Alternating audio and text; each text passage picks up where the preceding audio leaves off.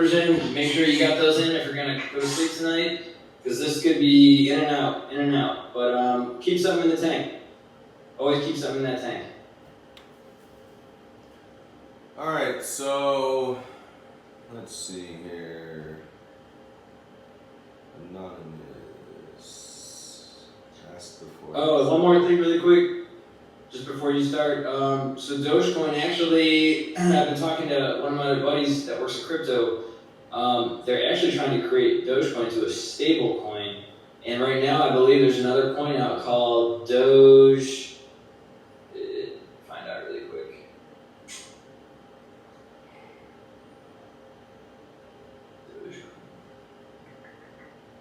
Dojo. Yeah, Dogeo is a stable coin that you can mint from Doge. Well, regardless, there's a lot of stuff coming out with Doge. People are starting to build stuff, not on Doge as a network, because it's not a blockchain itself, it's a cryptocurrency, but there is value to it, and I do expect there to be some value in this in the long run. So, like I said, I'm going to keep at least 25% in that tank. If it flies tonight and I have enough to get my girl an engagement ring, then so be it, you know. Uh-oh, did we just have an admission? Uptrend. I'm reading some notes here. It's like, so we've gotten confirmation on an uptrend. How can we get a better understanding of how to choose our strike? Okay. Just buy the strike that I buy. There you go. That's the easy answer. Stop buying your own strike. How to get a better understanding.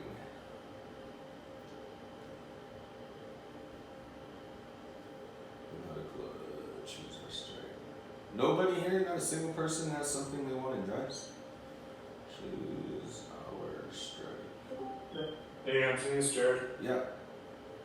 I know you can't say stuff on like financial or CPA. I've got a meeting with the CPA, but maybe just of like stuff you learned, you know, from the past of what you should have done better, or maybe just questions I should ask or bring up and talk about with my CPA for how to deal with some of these big wins and what you would advise, you know, we do. It's hard to, you know, transfer it, put it into something whenever small account you're trying to build that account, you know.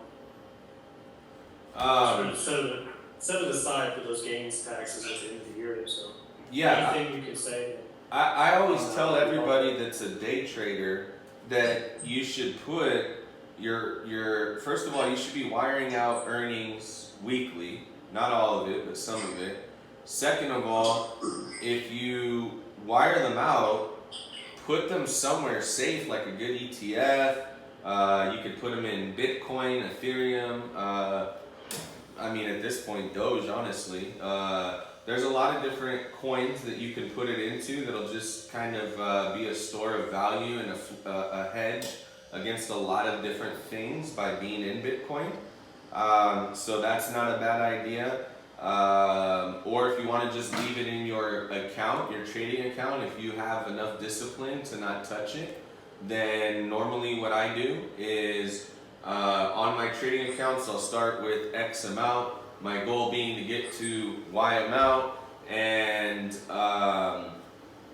on my way up, all my gains, I don't wire them out. Normally, what I'll do is I'll take half of it, I'll put it into, or I'll take about a quarter of it, I'll put it into like a safe ETF. I've got many that I like, many that went over 100% last year, so it's funny when people think of ETFs, they think boring and this and that. That's not true if you know how to pick an ETF. There's a lot of exciting ones out there now.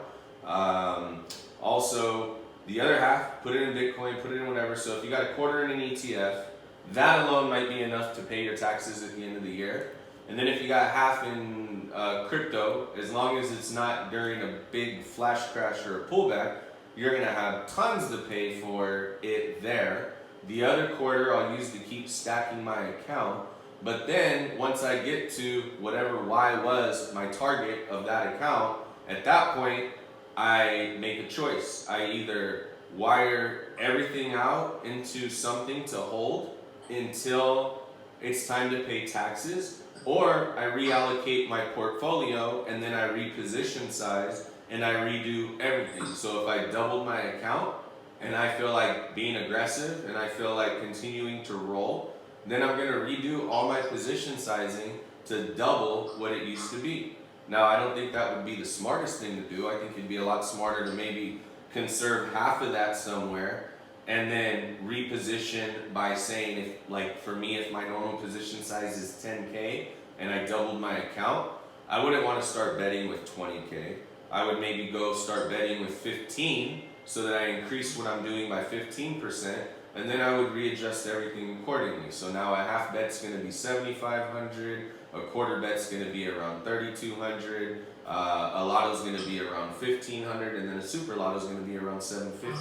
So that's what I would suggest as far as how to do your taxes, how to file, what you should do. I'm clueless, man. I don't deal with that stuff. I haven't in 12 years.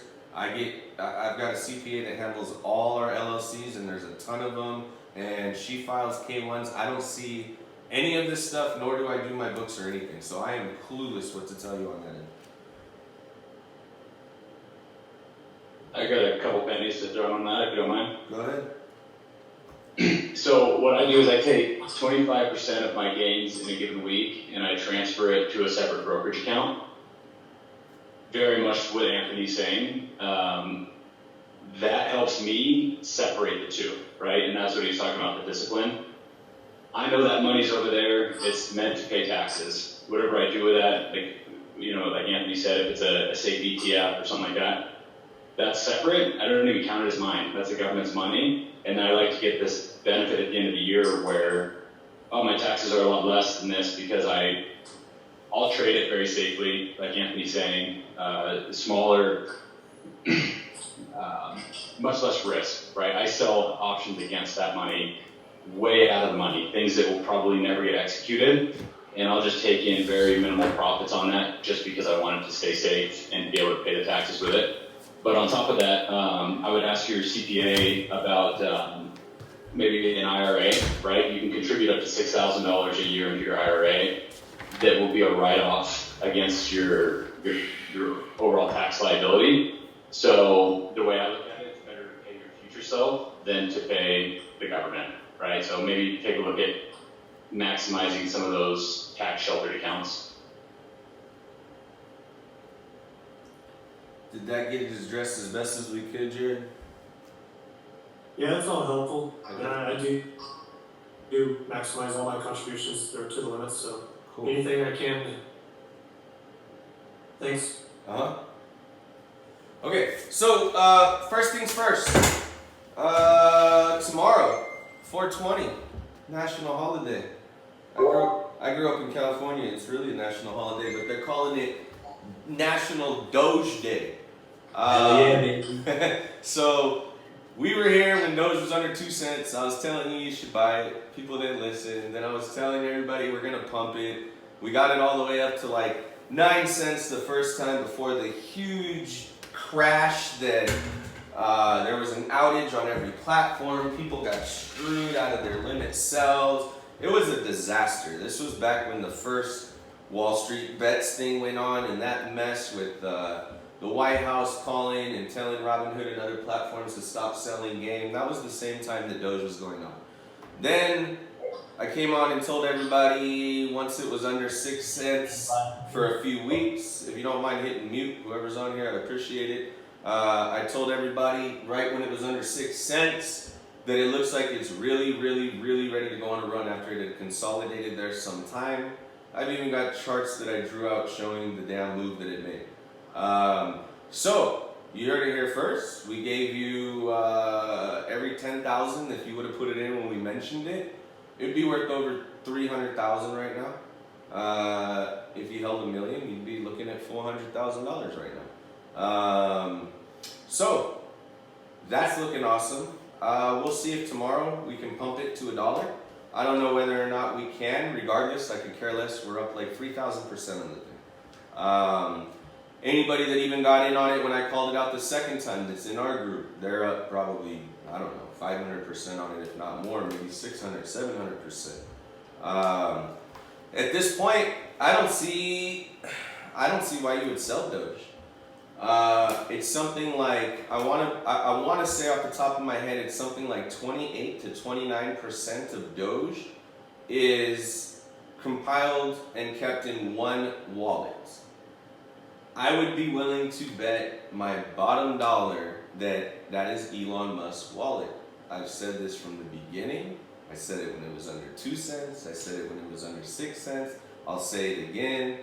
This is now Elon Musk's coin. This is the coin of Earth, as he put it. Bitcoin is going to be the coin that is established, that is the grandfather of crypto, that will be the backbone of crypto, that will eventually be worth $1 million, if not more, for sure by the time every last Bitcoin has been mined, possibly well before that. I've got Bitcoin conservatively at $185,000 before the end of this year.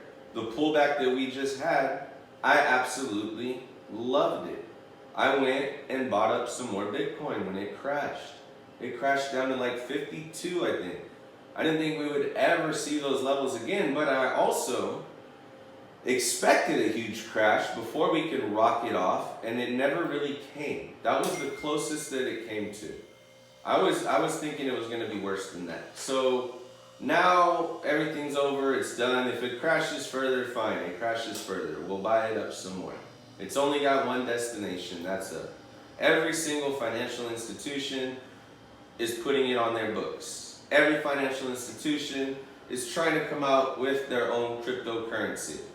Or somehow, some way get into that. The Chinese government is already into it. Our government's looking into it. There is CEOs galore that are buying Bitcoin.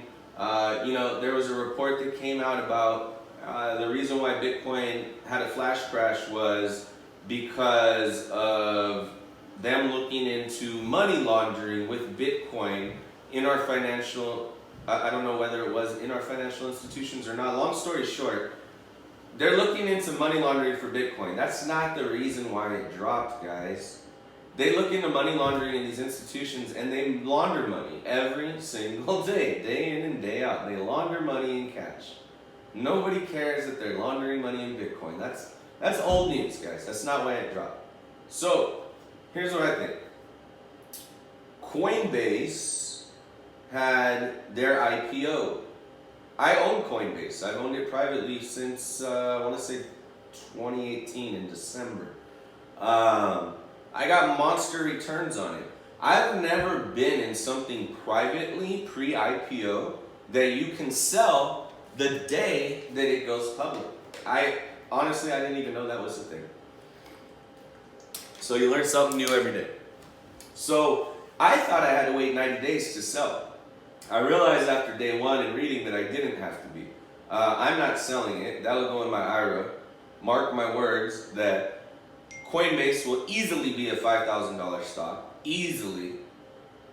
And by that time, it's probably going to split. I'm sure well before that. So at any rate, maybe the number isn't 5,000, but if you take the splits, it's going to add up to that and more. So put that down on paper. There's a prediction that's going to be right, another one. What I think happened is this. Coinbase opened and you can sell on day one. Not normal. People want to take their profits. I thought about taking profits. I mean, I think I'm up 22x, 22 times, something like that. Normal people are going to take profits.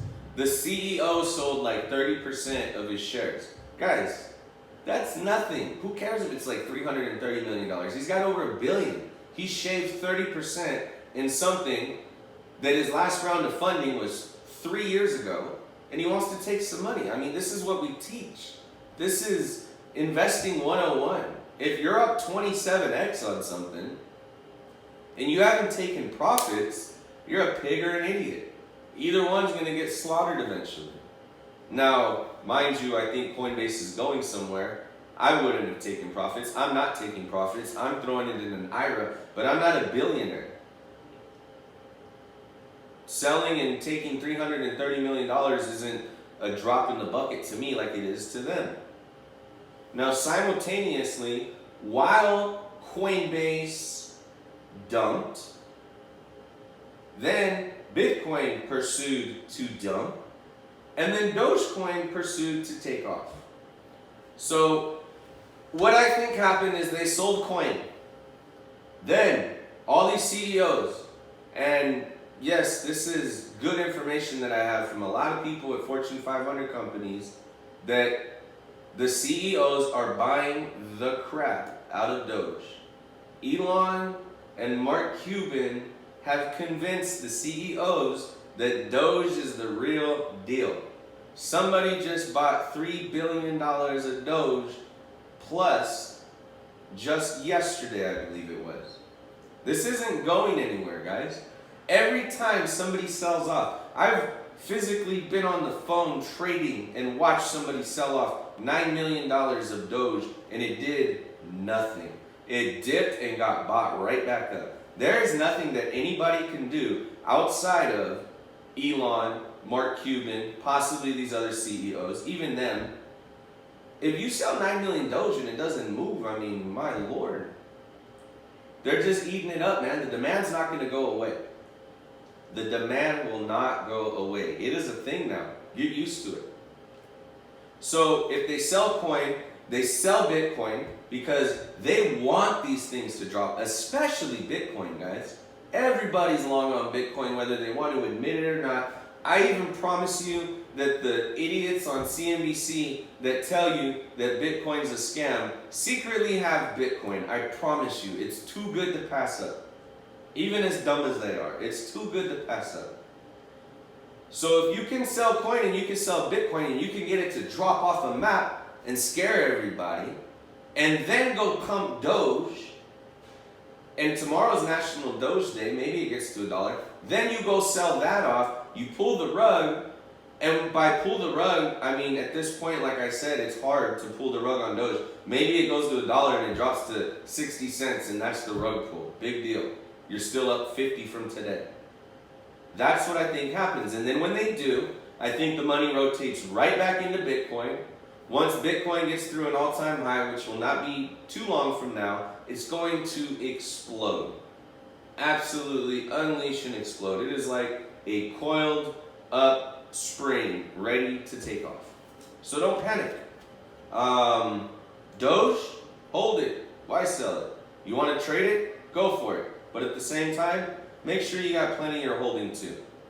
As I was told by somebody, you got the rich man's coin, which is going to be Bitcoin, and you're going to have the poor man's coin, which is going to be Doge. Now, it's funny they choose to use those words because there's probably more rich people off of Doge right now than there is off of Bitcoin. Not many people have been on Bitcoin since the beginning. Plenty of people got on Doge with this pump and have stuck with it. Others have got destroyed and slaughtered on it because they got no idea what they're doing and they just buy and then they panic sell and all they do is lose money. They try to time it over and over, they get smoked. So that's that. That's the crypto world. That's what's going on there in my opinion. I watched a ton of different videos this weekend. I was looking at the Fibonacci levels. I was listening to several different analysts, and that's what I think is going on. Let's see here. Speaking of that, does anybody have a question before I move on to the next subject that has to do with day trading? Yeah, I got one. Go ahead.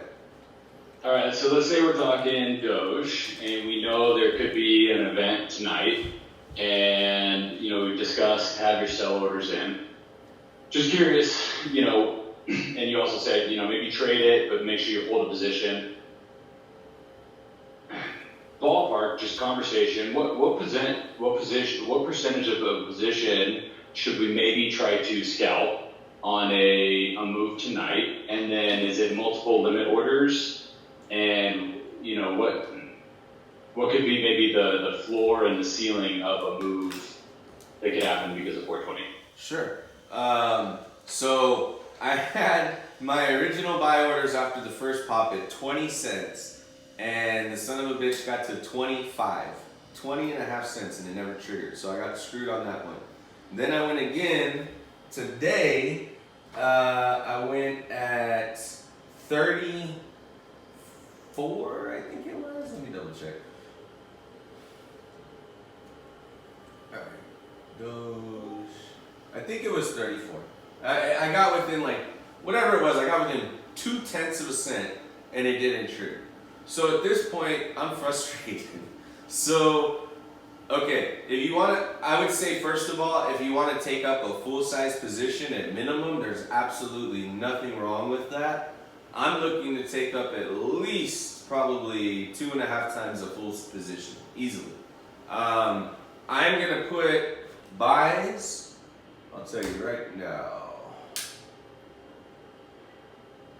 I'm going to put a buy at 35.5, 355 for 20% or 20. Actually, it's risky, man. I'm gonna put that for 30% of the position. So 30% at 0.355. Hold on, let me make sure I got that right. Yes, 0.355. Then I'll set another one at 0.305 for another 30% if it gets there. I'll set another one at 0.255 for another 30% if it gets there. I'll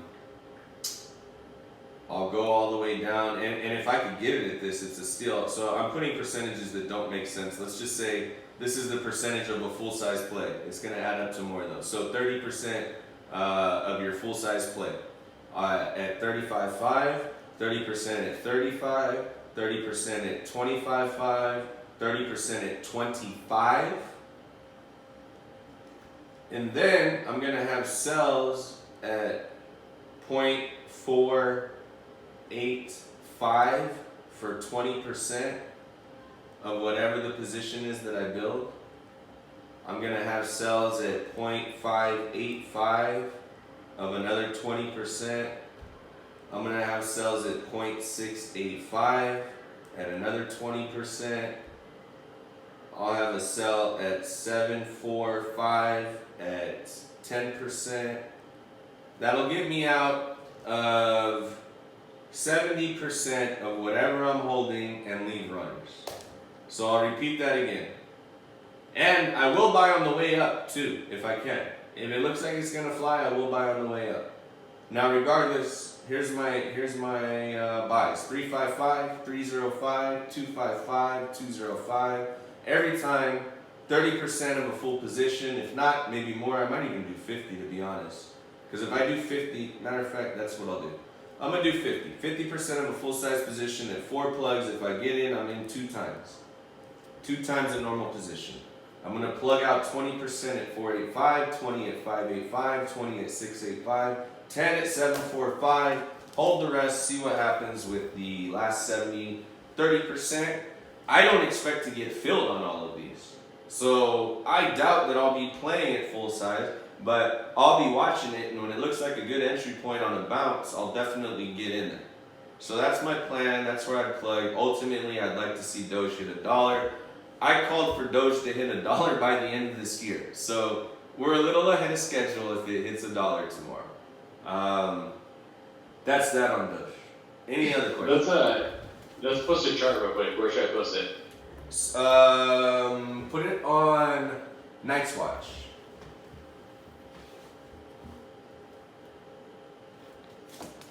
Any more questions about crypto?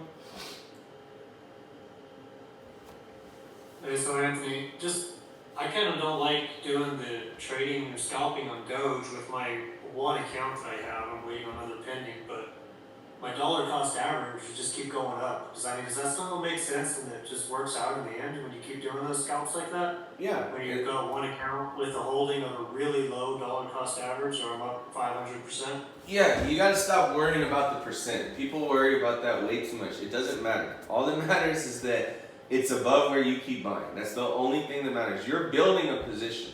I can tell you right now, when I started buying Doge, man, it was below 1 cent, well below 1 cent. Then I loaded up at 0.17. Then I loaded up at 4. Then I loaded up right under 6. I haven't done nothing since. I've missed my fills. And actually, I think I loaded up at 15, I want to say. Anyway, long story short, in my account, it shows that I'm up like 650% on Doge. I know that I'm up over probably 10,000% off my original buy. I don't care. You have to stop worrying about what the percentage says because that does not matter. It's a psychological thing. The quicker you get it out of your head, the more money you're going to make. You have to add to your winners. If you only add to your losers, you're just going to keep losing. Things that win keep winning. It's not bad to keep buying winners. And just don't worry about what the dollar cost average is. It does not matter.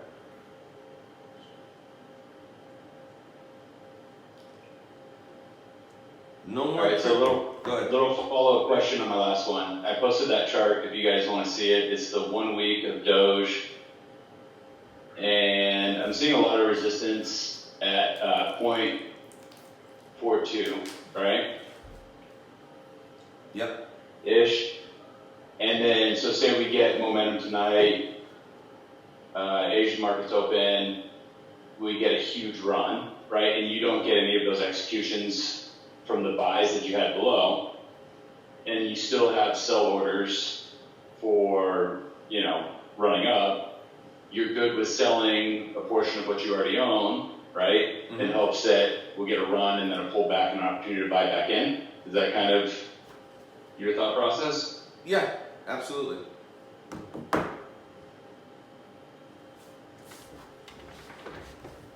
If you don't mind, would you post those Levels?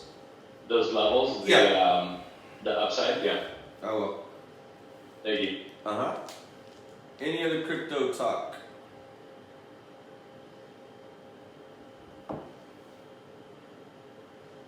Chad, do you think you can, let me see, are you even here? Do you think you could talk about what you want to talk about quickly, or will it take a long time?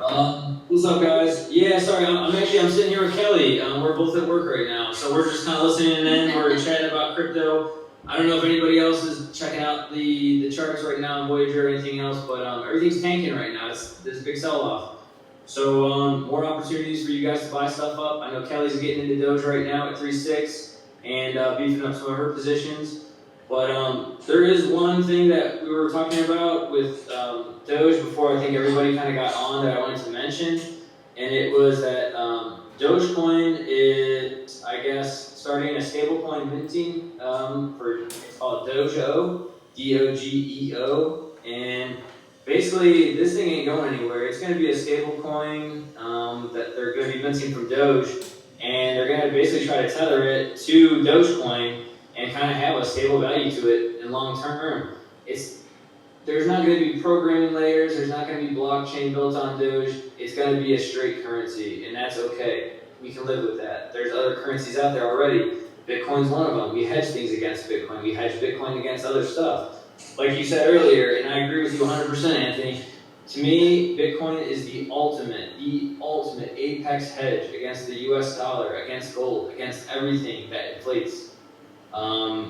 It's just like for instance, let's say you have a 30-40% position on Bitcoin now, and all of a sudden all these altcoins start tanking. I promise you, you're not going to see a huge substantial drop in Bitcoin like you're going to see from these altcoins. You're going to be relatively in the green compared to a lot of people who just invest in altcoins. So you're really shooting yourself in the foot by not investing in Bitcoin, and especially this early too. And it is early, believe it. Yeah, that's pretty much all I have to say, man. Keep everybody's eyes on Dogecoin tonight and tomorrow. I expect some huge price action from that. And I know a lot of other people too. I've been buying all the way up to 0.39, honestly. I think my average is around 0.22 now. But yeah, with that said, if anybody else has any other questions about crypto or Gate or any of the exchanges or transferring money, I'm going to be up all night, so feel free to either message me or you can ask now too. So we're not going to pull an all-nighter like last time. I'm pulling an all-nighter. I know you are, but I'm not going to ask the group to. That was wild last time. No, man, but if I see some crazy shit, I know you got your sell orders in, everybody else, hopefully they got some orders in if they are holding a position in Doge. But like you said, man, like I'm gonna always have some gas in the tank in that one. Now that I know, especially that they're gonna start minting stable coins off of that, that's just gonna be something that's gonna end up being like a hedge against everything else. So to get in on it now, even now where it's 0.36, 0.37, kind of bumping up and down, it's a money shot, man. That's awesome. And that's Doge O. That's Dojo. That's what they're going to be minting off of Dogecoin, yeah. And if you don't remember, Elon made a text or a tweet a while back that I said, as soon as he did it, I said it's going to $1. He tweeted that, what he tweeted was, some coin is trying to peg the US dollar, or is it the US dollar that's trying to pay a cryptocurrency? It was something to that effect. I know it wasn't verbatim. It was just him letting you know that he's gonna peg Doge to a stable coin, to $1. So maybe it's not Doge, but this was his idea the whole time, and it's what Chad's talking about, which is Doge O. I believe that something's gonna get pegged to the US dollar that has to do with Doge. Maybe that's it, but I think Doge itself just keeps exploding, ultimately landing somewhere maybe around $10 before it's run out of room. And if you look at Doge from like a technical analysis and fundamental analysis standpoint, and you really kind of dig into it, it's all green. I mean, you see the investors who are putting money into this. You're talking about Elon Musk, Mark Cuban, some of the smartest, most brilliant entrepreneurs in the world. Like, and I know you mentioned that you think that Elon has the biggest wallet. I would be willing to bet. I would say that maybe Mark Cuban has a big portion of that as well. I know he is doing a lot with the Mavericks and Doge and trying to kind of bring Doge mainstream. But yeah, I mean, their Reddit, their subreddit, their Twitter, their community alone is the biggest community that cryptocurrency has ever seen. So yeah, I mean, we're in it for the long haul. There was a day where, the other day, Doge had twice the trading volume of Bitcoin. That's nuts. Alright. So, speaking of Bitcoin really quick, let me see if I can find this note. It's something interesting. Here it is. So, here's where we're at in Bitcoin, guys. It takes $100 million now to move Bitcoin 1%.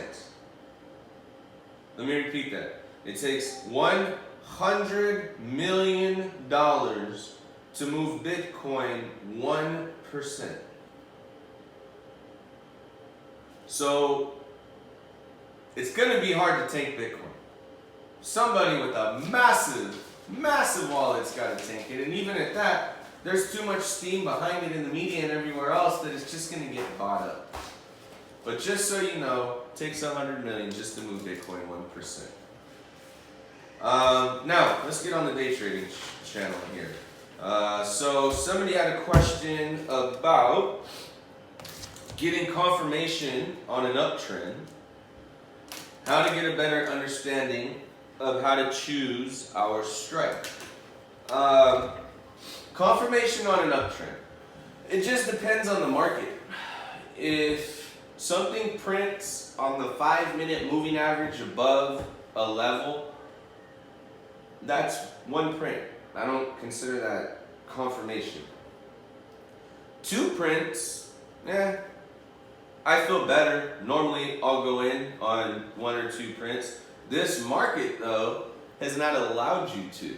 The market that we're in that's full of chop, you get no advantage by going in early. Most of the time, you're at a disadvantage and it fails and you lose premium. Even if it works out, usually you should have just waited for confirmation. Today, we were waiting for like 4 prints to say that something was confirmed on a print, because that's how slow the market was moving. Now in a fast market, super fast, volatile market, heading up, heading down, I'll go on 1 print. Sometimes I'll go before it even prints because you could just see momentum flying. Get a better understanding of how to choose our strike. I have gone over this one time, blue in the face. don't try to choose your own strike. Just don't. I can't explain to you the 90 million things that process through my head in the 15 seconds it takes me to get to a play and go through all the strikes and figure out what looks best. I don't look at the probability of win. I don't look at the Greeks. I don't look at any of that stuff. I trade too fast for that. I am never, ever going to be able to teach you that lesson. That's a lesson that you learn on your own by putting in the work and being here for years. That's the honest answer. There's no better answer that I have for that. And I would think by now I see so many people that get burned choosing their own strikes because they go pick something because it's cheaper. Cheaper doesn't mean better, guys. You should know that by now. When you buy something cheap, it's usually cheap for a reason, because it's a piece of shit. So I pick strikes that I see 5x to 10x potential on. If I don't see 5x to 10x potential on a play, then I'm going to go in full size. I won't go in full size. Number one. Number two, I'm going to pick the best strike. You guys should know that by now. If you can't afford to play what I pick, skip it. Why are you going to go and risk your ass? It makes no sense. None. Don't play something because it's cheap. That is a trap. Daniel sets those traps all day long. Daniel's laughing at you, taking your money. So stop letting Daniel laugh at you and take your money. Either play my strike or don't play. And if you don't take my strike, don't ask about your play. I could care less about your play. I'm sorry. You're not following by the rules. I teach people the rules. The only ones that lose are the people that break the rules. People that follow the rules, they never lose. They might have a losing day. They don't lose over a week. They certainly don't lose over a month. And 80% of the time, they're not going to lose for the day. The only way they're going to lose for a day is if they picked one play to play and it was the losing play. Today, it was so god-awful slow. We got in one play in the morning on shot. It ended up going up maybe 15%. Crapped the bed. I think we pulled out at minus 17 to 18%, something like that. And we only went in at a quarter or half size, so it wasn't a big deal. Then we got in on Google. It went up a little bit, and then it ended up failing. And we only went in on that like a quarter to start, maybe half, and less than 20%. Then we went in on Peloton. Now Peloton, I wanted full size since pre-market. I called it out pre-market. That was the thing that was on my mind. That was the thing that I was looking for, a specific setup. It happened. I took it full size. It went up as much as 125%. It wiped out every loss that I took, plus, here, if you want to do the math here, let's see. I lost 1,000 there, and 1,700 there.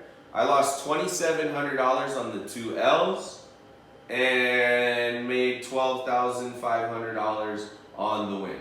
As you can see, it doesn't matter. At the end of the day, as long as you finish in the green, as long as you stay within your rules, your position size, you're not going to lose. Facebook, we were in all day. It was choppy as hell. It went all over the place. We pretty much could have got out at even on that. I think we swung some of it. We took a loss on some of it at like down 12, 15%. But again, not a big deal. At the end of the day, as long as you finish green and as long as you aren't swinging a bunch of risk, you won, you did your job. Today, it was almost impossible to win, and we still won big. I think it was Kelly that had a question. Go ahead.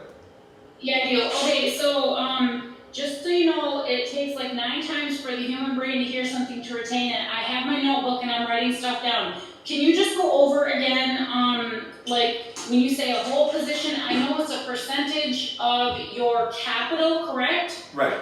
Can you break that down for me again? Sure. The simplest formula is to do 5% for a full position of whatever your capital is that you want to allocate for trading. So I don't care if you started with 100 grand and you got 200, but you still haven't sat down and redone your portfolio, and you're still putting 25% away for taxes in the ETF, you're still putting 50% away in your crypto to hedge your whole account and long-term have it for growth, and then the other 25% you're letting build up, but you're still not counting it.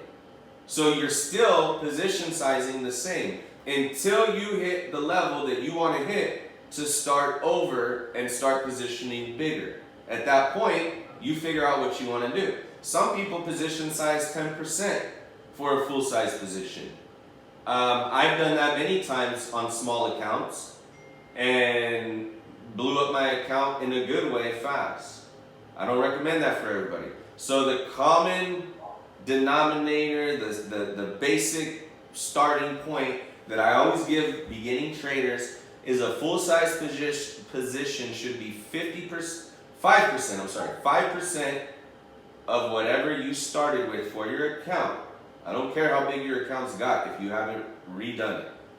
5% of what you started with, a half position's 2.5. Obviously a quarter position is going to be 1.25, and a lotto is going to be 1%, and a super lotto is going to be 0.5%. Okay, perfect. Thank you so much. You're welcome. I just posted a quick little cheat sheet on that in member testimonials. You just in the green place, the green bar above, put in your account value and it'll give you all those percentages. Oh, thank you, Daniel. So, that once you get that down, once you stick to it, once you listen to the rules of, hey, new traders, trade on Monday. First of all, new traders that have never traded shouldn't even trade, period, for a month. They should be on the call learning if that's what they want to do. You don't need a day trade here to make money. That's the sexy allure that everybody wants to do, but I can make money 20 other ways in this service that are way less risky. Way less risky. And I suggest that if you're new to trading, you don't touch day trading for a month. Come learn. Come get on the calls. Be there every day. Learn. Go get a paper money account. Fake money. Go trade. Make sure you get it before you use your real money. Then when you start, trade Mondays. I would recommend you trade Mondays for a month and show that you can win every Monday. Then maybe start trading Tuesdays. Trade Mondays and Tuesdays. Show that you can consistently win doing that. Those are the easiest 2 days to trade, period. It only gets much harder after Tuesday. Much harder. Now on Wednesday, you should only be trading on Wednesdays if you've proven that you can win consistently on Monday and Tuesday. And you should only be trading on Wednesday with some of your profits from Monday and Tuesday. If you haven't profited, you have two options on Wednesday. If you're aggressive, well then you still planned on having X amount to trade on Monday and Tuesday, and you're still at even. So maybe you want to still pretend it's a Monday or Tuesday as far as what you're willing to lose. You should always have a number that you're willing to lose that is your throw-up point of where you stop trading for that day. You should never have a number of what you want to make, because then you are limiting yourself. So if your number is $10,000 that you're allowed to trade a day, and on Monday and Tuesday you traded but you broke even, well now it's up to you. You can either sideline, watch, or you could say, okay, I'm only going to play with half of that because it's more dangerous and I'll roll profits and try to make money. Or you just stay away. Or, I mean, there's a million ors, if, ands, ors, buts. It's up to you what you want to do. All I could do is give you the game plan that's worked for me forever, that's worked for anybody that's listened to me, that I've taught and mentored forever. So you do what's right for you. If you want to stack your account and watch it grow, if you want to win at a 90% rate, when I say win at a 90% rate, guys, I'm not saying that 90% of the plays that I pick are winners. I'm saying that at the end of the day, I finish in the green more than 90%. Now on my trades, for the longest time, we were winning at above 85%. Lately, we've been winning at around 78 to 80%. That's still a great win rate. But if you play your account as a whole and don't position size incorrectly, you're gonna be just fine. You just gotta stay consistent. It's not a sprint. That's what everybody thinks, guys. It's not a sprint.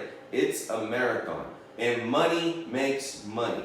Period. Everybody knows that. So don't blow your money. Slowly stack your money. You can stick your money in Voyager right now in Bitcoin and be getting 6.25% APR.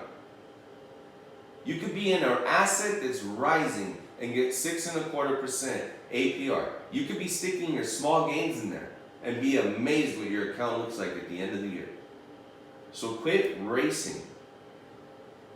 Think of this as your business that you want to grow, and everybody knows not all growth is good growth. If you're growing out of control, you're gonna hit a point that the wheels fall off and everything goes wrong.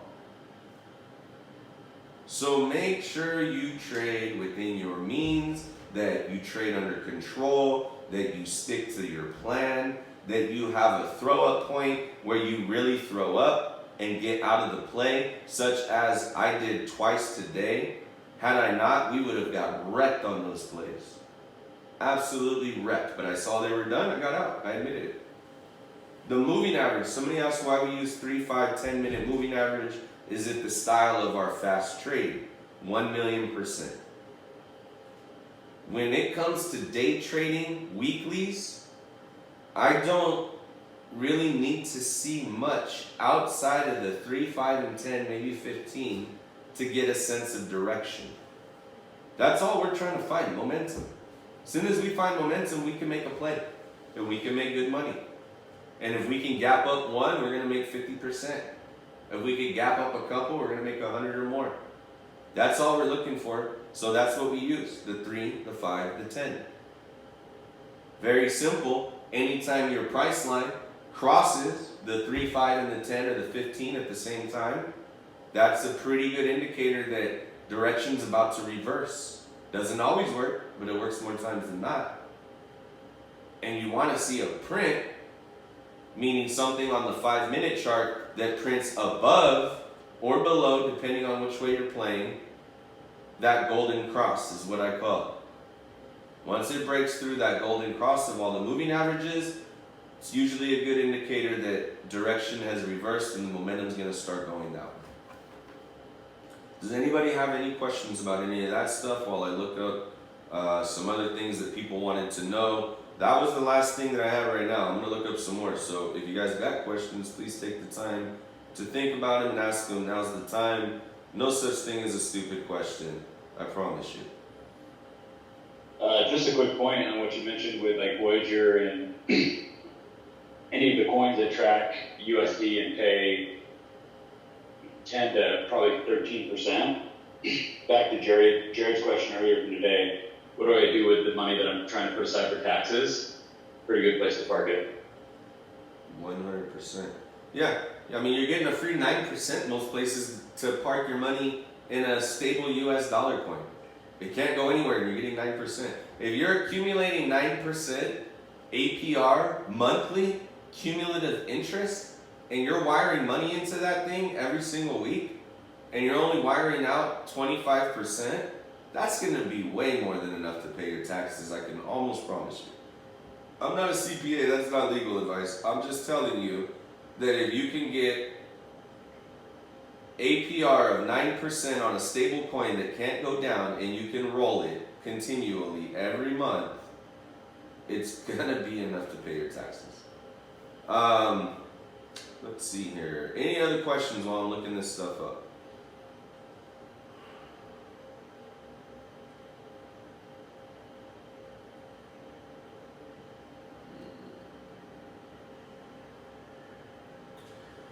Daniel, do you have anything, any updates or anything on the Bitcoin mining whatsoever? I know maybe when our next meeting is going to be or any updates. Glad you asked. So anybody on here that did get in, I know I've probably presented 3 or 4 times a few different numbers. The main things to take away right now are our total terahash that we purchased was 12,210. So the next meeting that I'll do will have some light projections on what that means for us in 36 months.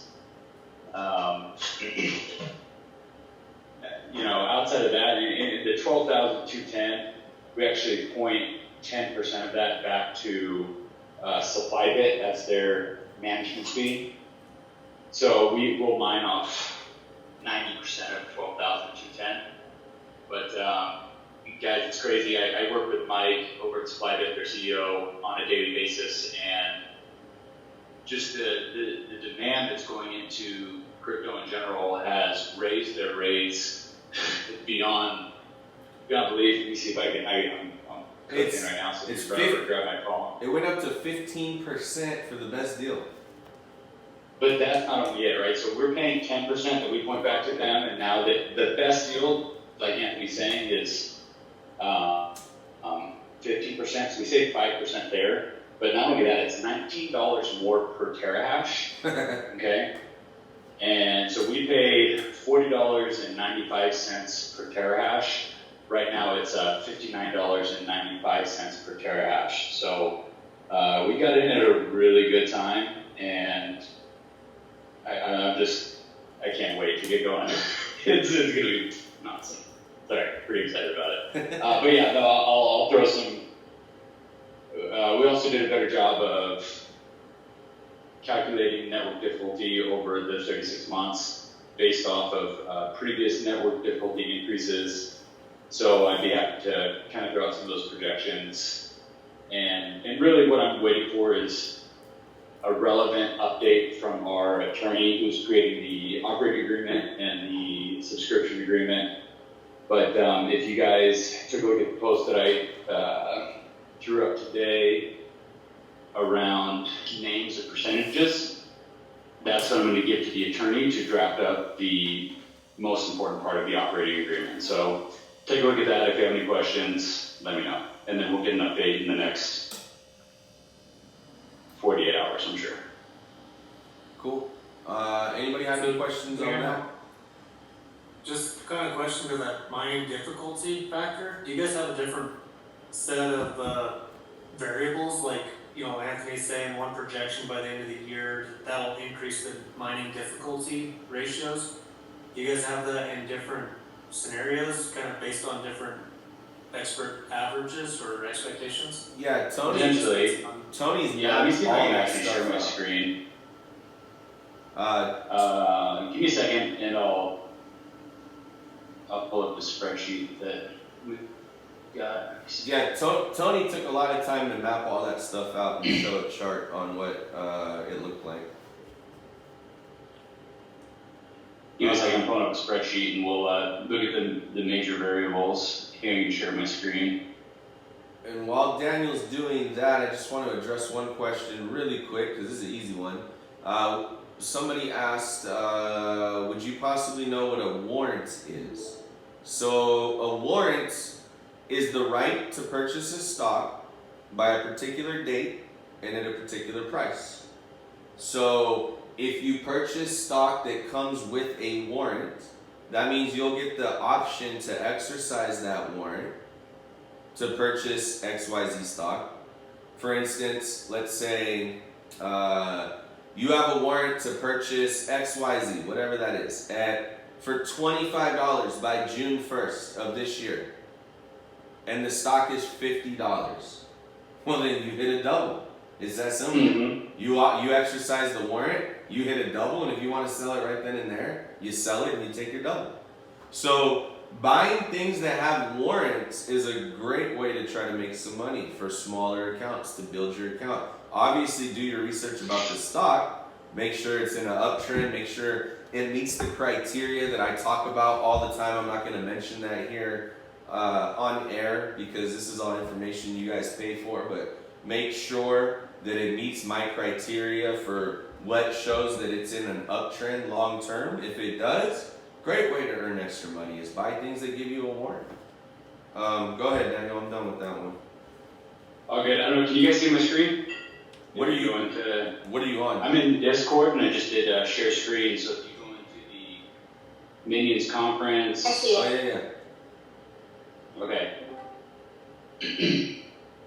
I can see it, but it's super small, so I'm not on the computer. Yeah. Jared, You guys got real bad feed. I'll just say out loud what I'm doing. All right, let's mute someone else. On a phone, it's nice and easy because you can zoom in.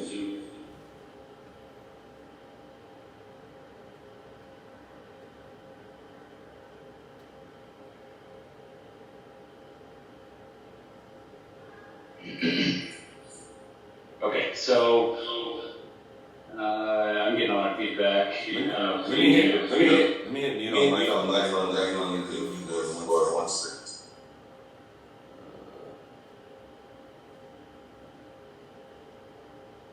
All right, so hopefully let me see. All right. Maybe my own feedback.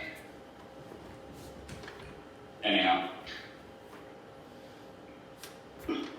So if you guys can see my screen, what I mentioned is, what's that? I think it's the echo because he has two phones on. He's got his and Helga's phone. Oh. Potential. I'm not hearing it, so I think we're good. So if you guys can see my screen, I know I apologize if it's small. We've got 12,210 terahash that we purchased. We purchased that at $40.95 per terahash.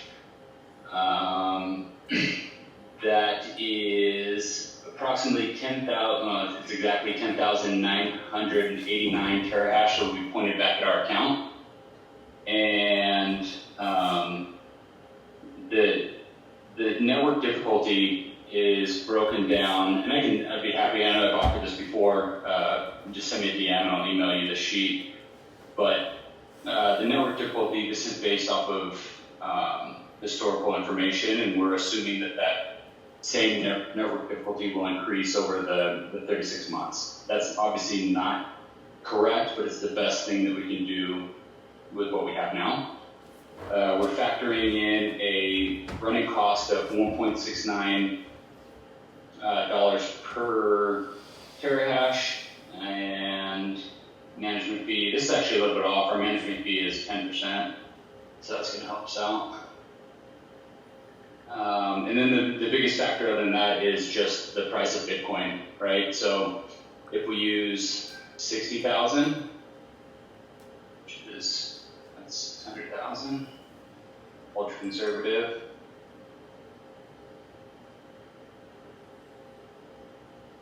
Right, you can see this is kind of our end profit over here, 2,062,000, whatever that is.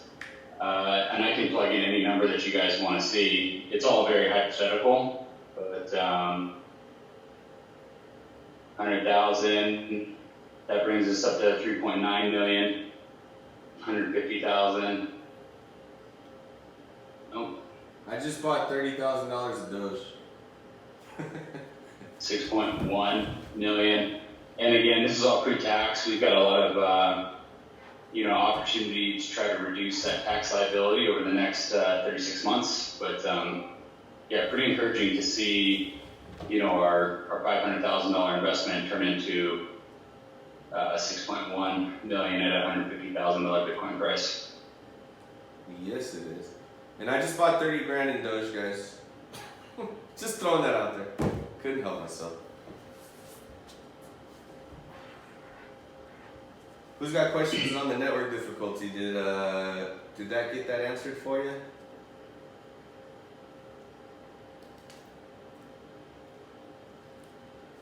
Yeah, I like that we're looking at those different angles. Cool. And in honor of 420, guys, I'm doing an Elon Musk interview.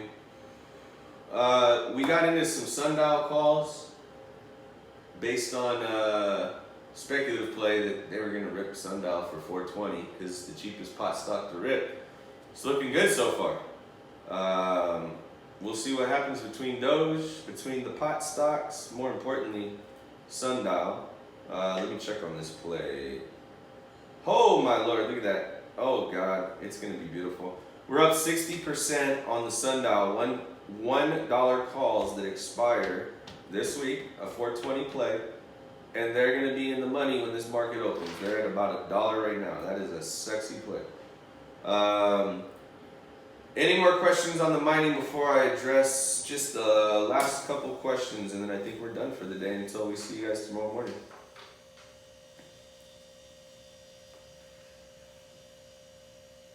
Alright, let's see. Another question was, what are some ways for us to study off the call to make better day traders? The answer to that's simple. Be on the call. I'm teaching all day, every day on these calls. There's nothing that's going to make you study and get better compared to being on the call and learning, period. You could go and study all day, all night, all weekend. It's not going to make you a better trader. Being on the call with me, watching the price action, watching me calling out plays, watching me calling out reversals, watching me talk about RSI and golden crosses and moving averages and volume, volatility, decay. That's what's going to make you a better trader. So there's nothing to study off the call. It's just simply being on the call. Lastly, what about giving insight into private investing for newbies? Are there any platforms you recommend the team to get up with? Example, WeFunder. Listen, there's a million ways to privately invest now. Like in a group pool, and yeah, WeFunder would be one. If you want to privately invest, go for it. Sure, WeFunder is a good avenue. I don't like using any of these avenues for quite a few reasons. One, these are things that anybody could get into. If you could get into it on WeFunder, then anybody can get into it. You don't need to be an accredited investor like myself or Tony, my godfather, who we always do our private investments together. So if you don't have to have any accreditation to get in, number one, you're not getting a good deal. Number two, I know how it works. WeFunder gets the best deal, then they go and pass it on to you and they make money off of you. I don't want that deal. I want the deal that WeFunder got. So when me and Tony private invest, we get deals across our table all the time because we are accredited investors, and we negotiate. Whatever it is that you see, we never pay that. We always pay less. We always get bonus shares. We always get little perks. Sometimes we might get warrants, like I just spoke about. Sometimes you get a guarantee that you'll get in on the next round of funding if there is one before they sell or go public at a certain price. There is a lot of things to negotiate, and we do that. And we do it on your behalf whenever we offer up you guys to get in on one of our private investments. Not to mention, we've been doing this for a long time, and we vet these things very well because a private investment, angel investing, is, if you talk to anybody in the investment world, they'll tell you it's extremely risky. Extremely risky. And it is. If you look at the stats, because most of them probably fail. That doesn't mean it's extremely risky if you're good at what you do. We're good at what we do. We understand talking to the CEO and making sure we like them. We understand looking at the leadership team and what they've done and make sure that we like them. We're able to look at the shares that they're in for and see if we think they got conviction. I'm able to see who else is investing in it and see if it's people that I think have a good track record of investing. There's so many things that we look at, that I look at, long before I get into a private investment, that you're never going to get out of investing in WeFunder.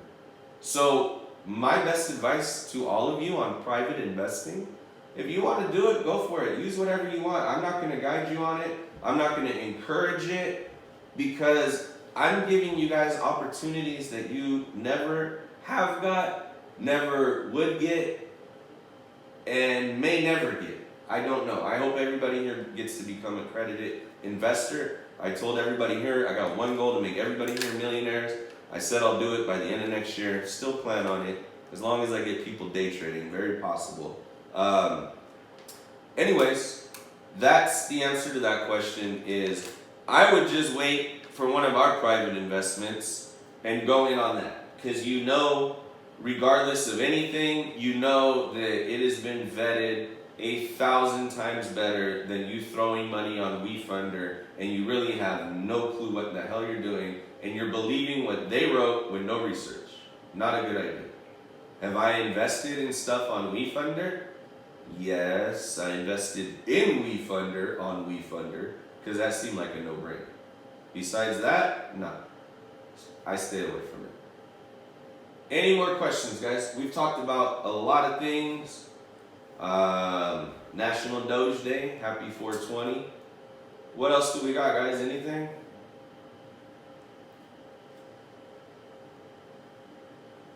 Trump is doing an exclusive interview with the other orange guy. I forget his name. They're orange brothers, orange twins. Hannity. I can't imagine how good this is going to be. I'll have to watch it later. Oh, he's got 2024 plans. Hey guys, Trump's running again in 2024. I told you that was happening. All right, I don't want to end on that note. Happy 420.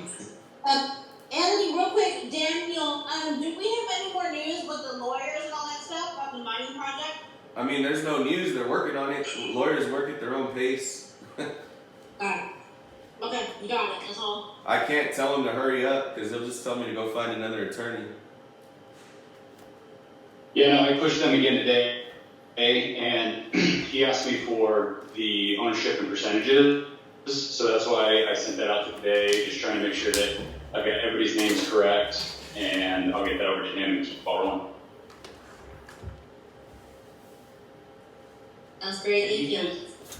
Do you guys think later down the road, I mean, if it makes financial sense for us that are in there, just as a personal name, what if we put it into like an LLC? Would that be a transferable thing if we did that on our own accord cost? It already is. Be possible? You're already in an LLC and you own a percentage of it, so there's no way to do that. Yeah, I'm just thinking like it's under Jared Hughes.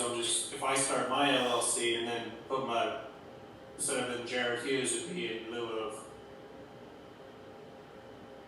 If it made any taxable sense for me to roll my gains of it actually into an LLC or some sort of a business. So that would be another CPA question. I don't know the answer to that. I do know that it's not going to be cheap for you to contact our attorney and ask him to redo the whole deal because you want to change it from your name to an LLC. And the amount it's going to cost to do that probably would not be worth whatever you may or may not save. And if I hear you're right, if you take your gains, right, that you make from this project and roll into an LLC and then reinvest, yeah, you're certainly able to do that, right? Yeah. Is that what you were asking? I'm thinking more like instead of this, Jared Hughes has invested 1.8% in this Bitcoin mining. I changed that name into like whatever my LLC is that owns that 1.8, and it's the LLC taking on the maybe a write-off. But that would be literally changing the contract, like Anthony said, lose the ownership and maybe not worth it. Yeah, I don't know enough to even know if we could do that, but could ask. I don't mind asking for you. That's no big deal. I'm just thinking if it makes sense down the road, I'll look at it myself. We'll get together.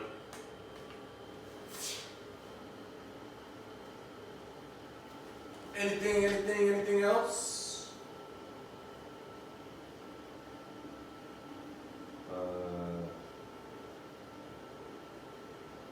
Okay, well. One quick note, sorry Anthony. I'm literally drafting an email right now to everybody with that tracker that I had on my screen. If you don't get it, let me know and I'll send it to you. All right. Guys, great chat. Mining's looking good. We're gonna have a happy 420 tomorrow. We're gonna take you out on this note. And as always, spread love, wealth, wisdom. Adios. Diamonds on my neck. I like more than jets, I like more than sex. But nothing in this world that I like more than checks. What I really wanna see is love. Anyone else dancing? All of that bitch needs is love. Yeah, I was gonna start into a little bit. Y'all need any help with anything crypto related? I'll be here.